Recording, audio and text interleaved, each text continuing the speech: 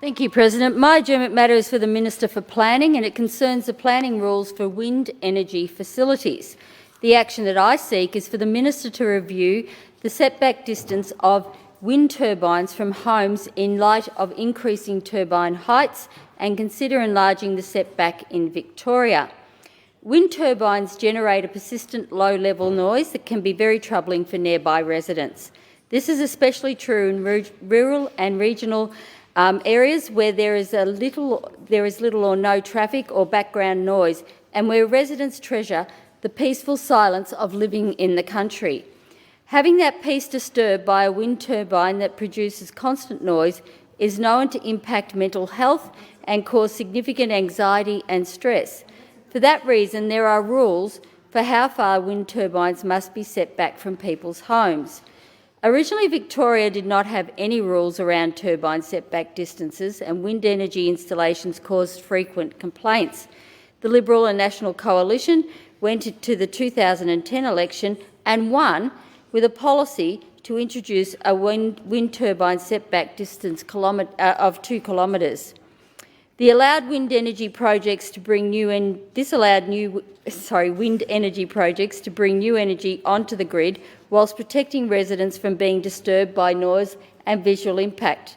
The Labor government then reduced that setback from 2 kilometres to 1 kilometre in 2015, and 1 kilometre is the current setback distance today. Fair Australia recently hosted a community meeting with locals from Nanilla in my electorate to discuss their proposal to install 40 to 50 wind turbines on 2 farmland sites between Nanilla and Coyuga. There was strong community opposition to this proposal, and although no planning application has yet been submitted, the Minister should be aware of local sentiment in the area. During the meeting, concerned residents noted that when Labor changed the setback from 2 kilometres to 1 kilometre, wind turbine heights were typically 150 metres at the tip. But the newest turbine that Ferrer is proposing to install in these locations are larger, closer to 230 metres at the tip. The meeting heard that these larger and higher turbines will cast noise further than the smaller turbines that the 1 kilometre setback was modelled on.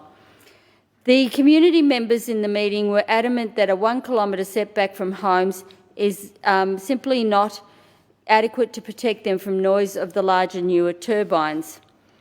In his 2021 annual report, the